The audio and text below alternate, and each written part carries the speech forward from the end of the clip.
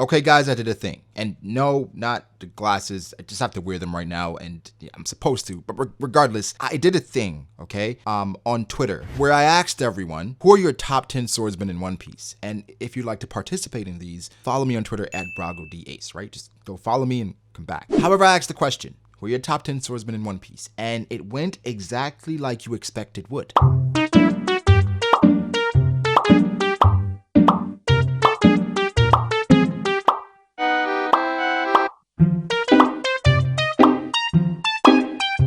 People went crazy, right, in regards to their list, and like, here's the thing. It was done on purpose this way because I asked the question without giving any context. I didn't place limits, filters, or anything else. Just your top 10 based on how you feel about it. And this plays into the video I made recently about what a swordsman is. It just shows how people view swordsmen in One Piece and the criteria they place on it. People have their own beliefs as far as like what they consider a swordsman. And for some lists, they left out Big Mom. Some people left out King and Smoothie. Some people added Kizaru in there. Because again, in One Piece, it's pretty vague. It was done on purpose just to see how people were thinking. But I think for my list, I'm gonna place a limit or a filter here. Maybe at some point I will do just ranking the top 10 swordsmen based on whatever with more people, because that's really toxic, but that makes it fun, right? But for this video, we're going to use it strictly on skill. So I'm removing your ability. I'm just going to look at your ability with the blade from what I've seen. Any other weird circumstances, it's not included in this video. So for instance, Big Mom is not in this video because technically her sword is a devil fruit, or made from her devil fruit. We haven't seen her with anything else. And I could place her top 5 because she's tremendous and she's overwhelmingly powerful. But we're trying to make this list based on strictly skill. And Big Mom, she's a special circumstance, right? Kizaru and Aokiji, I didn't include them either. I feel like Kizaru, he could box. And I mean that loosely, right? With Rayleigh, and he wasn't giving up anything. So Kizaru could probably take down half of this list with a sword, but we're not including him or Aokiji. And my honorable mentions for this list, I'll have Crocker and Law. While both I think are good swordsmen, I think they are heavily dependent on their devil fruit powers. For Crocker, we saw that versus Luffy, and for Law, his skill with the blade was not his best thing.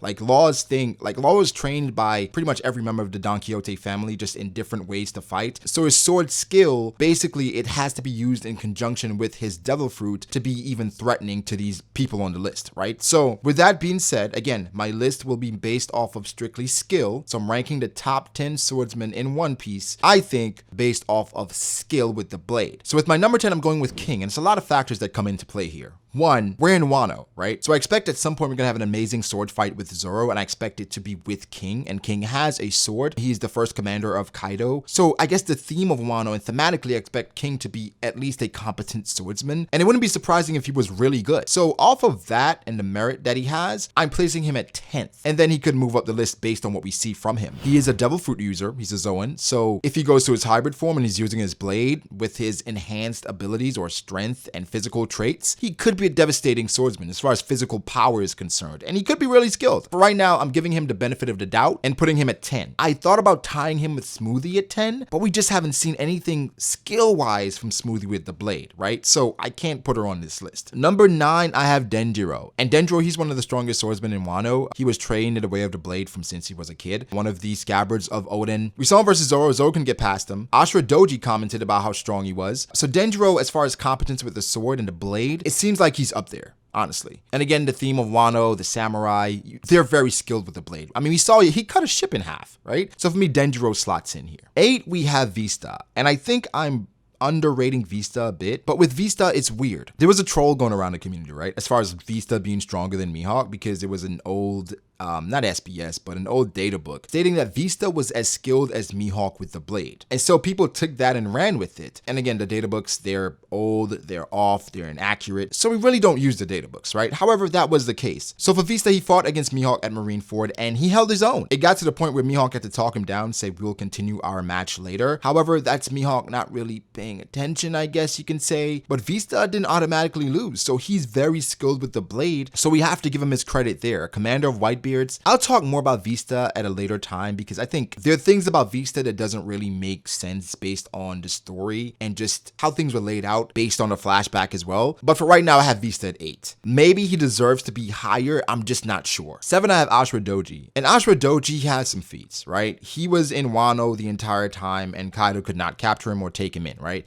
Kaido has been trying to recruit Asura Doji, he's been denying it, and again, he has been in Wano while Kaido has been occupying Wano after the whole Oden saga. So that alone speaks to his skill and his strength. And we saw him go up against Jack, held his own, got a slash in versus Jack, the indomitable Jack, and that's enough to praise his skill, right? Versus Oden was pretty much a high diff fight. It took Oden all night to defeat Asura Doji. I'm still mad we didn't see that. So Asura Doji, we have to give him his credit there. Number 6, I have Zoro. Now, Zoro, Asura Doji, Denjiro, and Vista, all those are interchangeable. I think they're around the same level right now in regards to skill, but I think Zoro's overwhelming will, I can't bet against that if you're on the same level as him, right? So for me, while I think they can hang with Zoro, once he puts that bandana on, I don't know what they're gonna do. Because we know Zoro's incredibly skilled, but something we can't really account for is his incredible will to survive and to defeat his opponents. So just off of that, I'm giving Zoro number 6. Number 5, we have Shiryu, and Shiryu is one of the most underrated characters in One Piece, I think. And a lot of people, they don't view him in the way that they should, because I think people still look at him through a pre-time skip prism as far as being equal with Magellan, but it's been 2 years since then, obtained a devil fruit, and he's pretty much guaranteed to be endgame because he's Blackbeard's right hand. But he doesn't get that credit for some reason. However, Shiryu is extremely skilled with the blade. We saw him in Impel Down, like he was cutting people apart like it was nothing, and he seems to treat his blade the way Mihawk and Zoro does, where it seems like it has its own will. So for swordsmen, that speaks a lot to just your skill with the blade. So you could argue him higher, but we have monsters ahead of him. Number 4, we have Rayleigh, and Rayleigh gets a lot of credit based on not only being the right hand of the Pirate King Gold Roger, but also we saw him versus Kizaru. Again, Kizaru,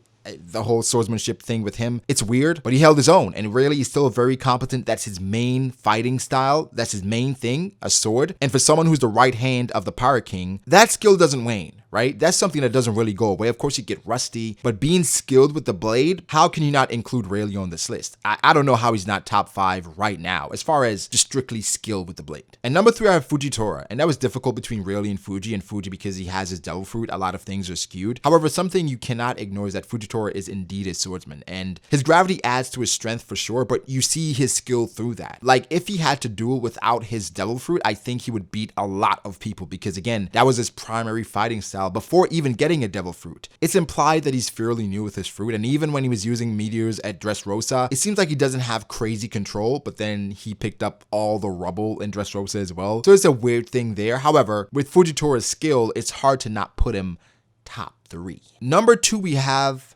Shanks. And Shanks, you know, is a Yonko, lost his arm, but still became a Yonko after losing his arm. But his main thing, the main reason why Shanks is number 2 is because he was fighting Mihawk back then, and he was holding his own. Of course, he gained a lot of fame from fighting Mihawk, but he didn't lose, right? Because they had multiple duels and they ranked throughout the New World. And I think it would be clear if Shanks had lost to Mihawk or was a definitive loss. I'm not sure if it was an Ace and Sabo thing where they were trading wins back and forth. Of course, Ace, we know he had more wins, but it was pretty close, right? But it's hard not to put Shanks at number 2 on every list in regards to skill with the blade, because he was skilled enough back then to be fighting Mihawk on equal terms, seemingly. And number 1 is no surprise. We have Buggy. No. Number 1 is Mihawk, right? I didn't include Buggy on the list, but number 1 is Mihawk, the world's greatest swordsman, the world's strongest swordsman. I'm not sure how you can have anyone else. Mihawk is the best with the blade, bar none. Bar none, Mihawk is the best. Said by Oda, said by SBS's, Vivicards, everything states Mihawk is the world's best swordsman, world's greatest. I'm not sure how else you want to classify it as. If you didn't think Mihawk was number 1, I'm not sure what you're reading or what you're seeing, but the story is basically telling us every single time Mihawk is number 1, no question. We're not going to get into the semantics of that because it presents several issues as far as the lore of swordsmanship in One Piece. For some people, they feel like swordsmanship doesn't really exist in One Piece. It's just a thing to give Mihawk some hype.